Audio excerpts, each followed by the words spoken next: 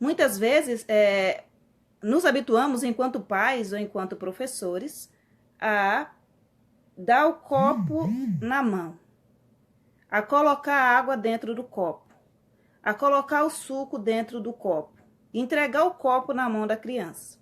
Em alguns casos, ainda cuidamos para que a criança não derrame o líquido. O que acontece é que é muito mais fácil fazer pela criança do que esperar o tempo dela para aprender a fazer determinada tarefa, né?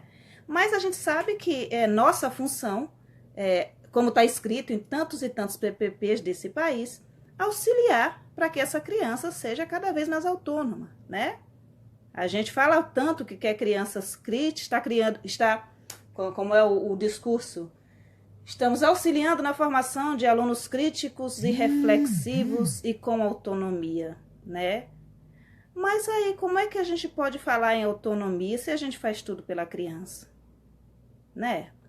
Por exemplo, iremos fazer um trabalho de recorte e de colagem e convencionamos a dar todo o material pronto para a criança, para que leve menos tempo, para que a gente consiga, aí, no mínimo de tempo possível, executar aquela tarefa que a gente se propôs a levar como planejamento. Isso eu costumo falar que é um tiro no pé. Por quê? Para a criança, não está... Por exemplo, você vai fazer uma atividade de recorte. Então, a criança vai utilizar a tesoura, né? Então, aí você vai estar trabalhando coordenação motora fina. Mas se você já leva recortado para a criança, essa habilidade já não vai ser desenvolvida, porque você está fazendo por ela, né? E, em contrapartida, se você leva tudo já pronto, recortado, dentro do risco, arrumadinho, no momento que você pede para que essa criança faça o recorte, e ela faz um recorte e fica um pouco tortinho, que é natural, porque ela não tem a coordenação adequada para aquilo, ela já está tão acostumada a ver o trabalho padronizado, a ver o trabalho bonito, esteticamente para o adulto, que no momento que ela apresenta o trabalho dela, ela já não valoriza aquele trabalho. Ela já acha que aquilo é um trabalho mal feito, que aquilo é um corte mal feito. Pode observar quando chegam crianças nas salas de aulas de vocês, que já estão habituadas a terem os trabalhos prontos. Ela vai chegar, você vai pedir para que ela faça um desenho, e ela não vai conseguir fazer esse desenho. Ela vai lá e vai pedir para você fazer. Muitas crianças chegam até nós e dizem assim, mas eu não sei, mas eu não sei. Mas eu não sei, mas eu não sei. E você tem uma verdadeira batalha com aquela criança para que ela aceite que ela sabe. Para que ela aceite que ela pode fazer. Porque já foi incutido na mente dela de forma prática, que é muito mais eficaz do que só falado, de forma prática que ela não consegue. Ou que ela consegue, mas fica mal feito. Tá? Então, assim, eu trouxe uma experiência prática para vocês que aconteceu comigo. Olha só, uma coisa boba. A criança aprende muito pela exploração, ela aprende pela manipulação, né? E daí que a gente fale tanto em se levar o concreto para a sala de aula, para que a criança comece a manipular, para que ela comece a mexer, para que ela comece a explorar, para que ela compreenda como aquilo funciona.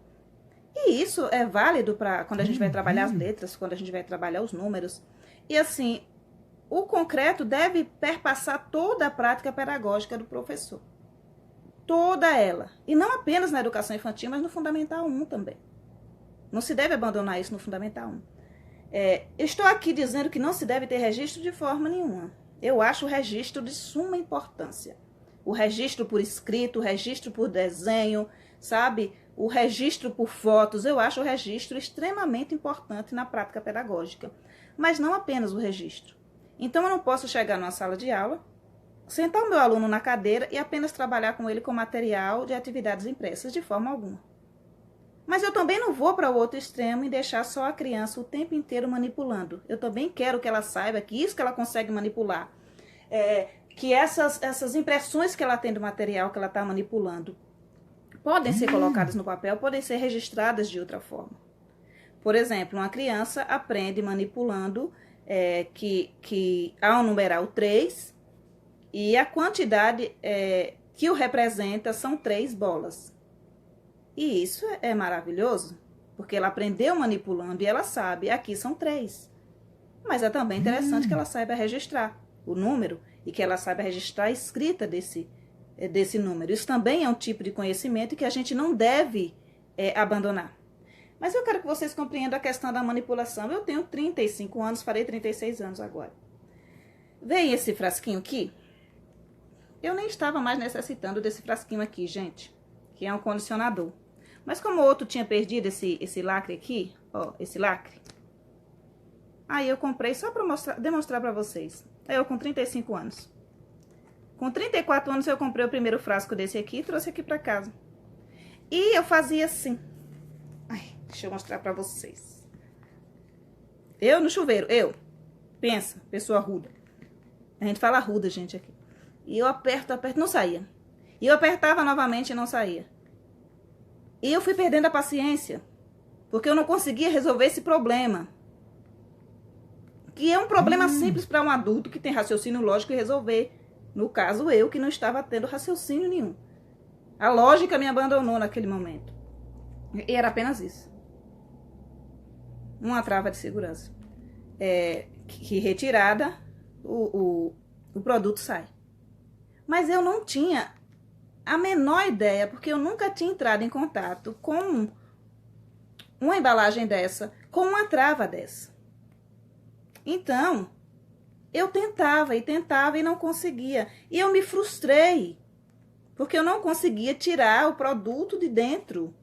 Que fiz eu? O que muitas crianças fazem, a gente procura uma forma de solucionar o problema. Às vezes não é a melhor forma. Então, abri aqui e tirei o produto assim. E passou-se uma semana, 2 semanas, 3 semanas, e eu não conseguia. Gente, incrível. Pensa numa pessoa que estava desatinada das coisas. Eu não conseguia compreender que isso daqui era uma trava. E frustrada fiquei, né? Agora, você imagina uma criança pequena, né? Frente a um produto, a um material, a embalagem, a um conhecimento que ela não teve acesso, né? Essa criança sou eu diante de uma trava de segurança de um frasco de condicionador. Essa criança sou eu. Eu acredito que a gente precisa, mais do que querer fazer pela criança, porque nós temos o conhecimento e por nós termos o conhecimento nós achamos que é muito fácil. Tudo o que nós sabemos é muito fácil. Então a gente não compreende como é que o outro não sabe. E aí nos falta a paciência para ensinar. E se você é professor, implica em que você compreenda que você tem que ter paciência para ensinar. Ainda mais quando você trabalha com crianças tão pequenas. Até elas internalizarem algo, pode demorar. Então, para mim, internalizar, depois que eu consegui abrir, acredito que 1 mês depois, que eu consegui achar essa a trava caiu de alguma forma, ou alguém de casa tirou essa trava, porque eu não pedi ajuda. Alguém de casa tirou essa trava, e de repente eu encontrei a trava no chão, e eu apertei o frasco e percebi. Era uma trava de segurança. Até a criança, por exemplo, compreender o som das letras, e compreender que as letras são sons, até ela desenvolver a consciência fonológica. É uma estrada, é um caminho, é um percurso, e eu devo ser um facilitador dessa aprendizagem. Eu não posso, por exemplo, agir como uma mãe ou como um pai que está ansioso para que o seu filho aprenda determinado conteúdo.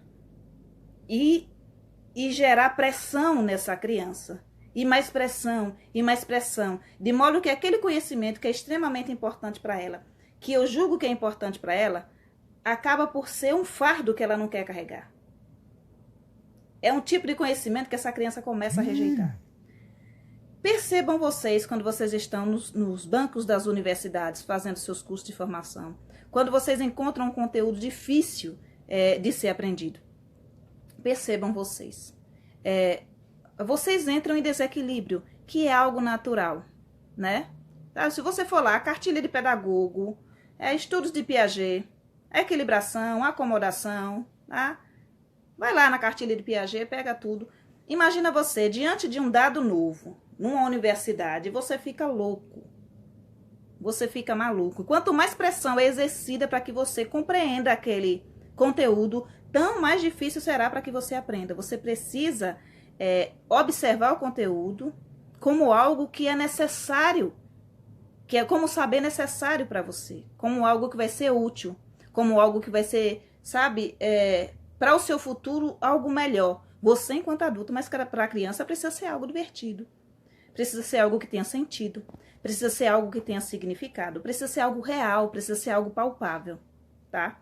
Então, trabalhar com criança pequena, apenas na perspectiva do trabalho em que ela fica sentada escrevendo, é um erro. E é por isso que muitos colegas reclamam da indisciplina das crianças. É por isso que eles reclamam que as crianças querem ficar agitadas, que as crianças não sabem parar. Porque eles também estão parados, eles estão estagnados. Eles estão ali frente a uma turma que precisa de movimento para poder se desenvolver, porque criança sem movimento não se desenvolve. Criança precisa de espaço. Criança precisa de desenvolvimento. Criança precisa de brincadeira, precisa de música, precisa de agitação, precisa de calma também, precisa de registro também, precisa sentar-se também, mas não está o tempo inteiro sentadas, tá? E daí que uma das grandes falhas na questão disciplinar em sala de aula seja essa, a questão de algo mal planejado. De você não compreender a criança, de você não compreender como a criança aprende e de você não ter paciência para esperar que a criança compreenda certo dado. Então, os pais ficam extremamente incomodados quando seus filhos não aprendem algo novo. E eles colocam sobre esses filhos uma pressão imensa. Porque há uma verdadeira disputa entre pais para ver se seu filho aprende melhor. Tá? Se o seu filho se desenvolve melhor do que o filho da vizinha. Se o seu filho já sabe ler aos 3, aos 4 anos de idade. Tá? Há uma pressão muito grande dos pais. E essa criança sente. E ela rejeita aquilo que o pai tanto quer. E isso acontece com adultos também. Tá? O que acontece conosco, que somos adultos? Se os nossos pais começarem a querer nos dizer em qual carreira nós devemos ingressar. O que nós devemos fazer? Por que nós devemos fazer? Nós tomamos aversão por aquilo que está sendo proposto. É natural. É natural. Por exemplo, há colegas aqui com relatos de que queriam ser pedagogas e queriam entrar na pedagogia e toda a família era contra a pedagogia. E por mais que a família fosse contra a pedagogia, elas queriam fazer pedagogia. Em contrapartida, quando um pai insistia para que ela fizesse medicina, insistia para que ela fizesse direito, ela não queria fazer aquilo. Ela não queria, é algo que ela não quer e é algo que ela cria aversão. Então, se você quer que seu filho siga a sua carreira, não pressione para que ele seja aquilo que você quer que ele seja. E não pressione para que ele seja aquilo que você não foi, tá? Os filhos, e orientem os pais, vocês enquanto educadores. Os seus filhos não são uma espécie de continuação de vocês para fazer aquilo que vocês não fizeram, para realizar aquilo que vocês não fizeram. Então, vocês não podem pegar suas frustrações e jogar essas suas expectativas em cima de um infante, em cima de uma criança pequena. Você não pode esperar que essa criança pequena vá crescer e querer fazer o curso de medicina que você não pôde fazer. Assim, se você tem frustração em relação àquilo que você não foi, eu sugiro que você arregace as mangas, procure um curso de medicina e o dinheiro que você ia gastar para pagar o curso de medicina do seu filho, para o seu filho ser o que ele não quer ser, aí você paga o seu curso e você vai realizar os seus sonhos, você vai acabar com as suas frustrações. Agora, a gente não pode estar o tempo inteiro colocando em cima da criança pequena uma carga extremamente pesada. Uma carga que nem a gente consegue carregar. Então, avalie quando você trouxer um novo conteúdo, e isso vale para professores de educação infantil, para educadores de Fundamental 1 também. Aquela palavrinha que a gente usa aqui todo santo dia, empatia, tá? Então, assim, tenha empatia. Coloque-se no lugar daquela criança. Você trouxe algo totalmente novo para ele, um conteúdo com o qual ele talvez nunca tenha tido contato. Aquilo vai causar nele um desequilíbrio natural. Aquilo vai causar nele um alvoroço mental. E vai acarretar em quê? Vai acarretar muitas vezes na recusa de fazer aquilo. E daí que o trabalho do professor seja um trabalho tão espinhoso e tão dolorido, porque cabe ao professor conseguir trazer esse aluno até ele e mostrar para esse aluno que ele é capaz, que é possível ele aprender, que ele tem capacidade de entender aquilo, de compreender aquilo, e que ele não pode desistir. Então, a gente trabalha aí também como incentivador de pessoas. É essa a nossa função. Incentivar os nossos alunos para que no momento do desequilíbrio, no momento que eles entrem em contato com conhecimento que eles não têm ainda, eles consigam criar as estruturas mentais adequadas, apropriadas, para que eles possam reter esse conhecimento, para que eles possam acomodar esse conhecimento, para que eles possam se apropriar daquilo e construir o conhecimento dele, entende? Então, diante de uma trava de segurança, num pote de creme, de condicionador, numa trava de segurança, né, que é um conhecimento novo, que é algo que eu não tinha visto ainda, aos 30 anos de idade, imagina só. Se eu pego esse pote aqui, gente, e entrego na mão de um bebê, para você ver como a gente vai crescendo e de acordo com aquilo que vai sendo incutido na nossa mente, a gente vai desistindo no meio do caminho. Então tem muita gente que pode aprender algo novo, mas prefere pronto. Porque aprender é dolorido. Aprender não é sempre gostoso, aprender não é sempre divertido. Não só se aprende brincando. Em muitos casos, a gente tem muitos conteúdos que não adianta nem brincar. A gente só vai aprender mesmo de certa forma dolorida. Pega essa trava de segurança, pega esse pote aqui, entregue para um bebê. E deixe que manipule.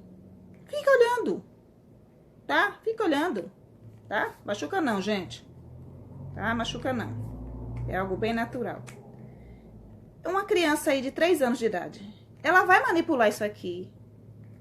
Vai manipular, e ela vai chegar ao resultado, à conclusão de que isso é uma trava de segurança muito mais rápido do que eu que passei um mês. E só consegui chegar até essa conclusão porque vi essa trava no chão. Ou seja, eu não cheguei à conclusão real, alguém chegou por mim. Eu desisti no meio do caminho. A criança, quando ela é pequena, quando ela é bem estimulada, quando ela não é pressionada o tempo inteiro pelo adulto para que ela faça algo que ela não consegue fazer ainda, para a criança isso daqui é muito rápido. Por isso que tem uma trava de segurança. E por isso que a gente tem que tomar cuidado, porque as travas de segurança não seguram as crianças. De forma nenhuma. Tá? A trava de segurança não segura as crianças. Ela resolve esse problema rapidamente. Por quê? Porque não tinha ninguém incutindo na mente delas que elas não eram capazes. Não tinha ninguém dizendo assim, esse conteúdo é difícil. Né? Aí o que acontece muitas vezes em sala de aula? Nas universidades, nos campos de universidades, você senta aí e tem um conteúdo novo. Né? Aí você diz, eu vou aprender o suficiente para poder conseguir a nota de passar. Porque se convencionou no nosso sistema que eu saber o conteúdo para tirar a nota que o professor quer que eu tire já é suficiente. E é aí que o caldo entorna. Porque muitos de nós saem do curso de formação de pedagogia sem ter conhecimento básico de muita coisa. Acerca da criança, acerca daquele ser que a gente está se propondo ensinar. Então, a gente aprende o básico, responde às provas, né? Faz um seminário e sai da faculdade. E quando chega na sala de aula, que encontra o aluno, aí vem aquele discurso, a teoria e a prática não estão batendo. Né? Mas o que é que a gente internalizou de teoria? O que é que a gente trouxe de teoria para o espaço prático? E o que é que a gente transformou esse conhecimento que a gente trouxe lá e trouxe ele para o campo prático e conseguiu adaptar esse conteúdo, esse conhecimento para a nossa sala de aula? Implica também que o professor saiba fazer isso. Tá? Implica que o professor saiba fazer isso. Então, assim, sempre que você se propuser na sua sala de aula a ensinar, a lecionar, a falar sobre determinado conteúdo com a sua turma, com os seus alunos, primeiro, você precisa estudar exaustivamente aquilo que você está se propondo a ensinar. Né? Segundo, você precisa, além de fazer isso, de saber o que você vai ensinar, compreender como é que aquela criança, como é que aquela pessoa daquela idade aprende. De que forma a criança aprende? Como ela aprende? A criança aprende como um adulto? Quando é que a criança, por exemplo, constrói o conceito de número, né? Qual é a atividade que tem significado para a criança e qual a atividade que não tem significado para a criança? Como é que eu descubro isso?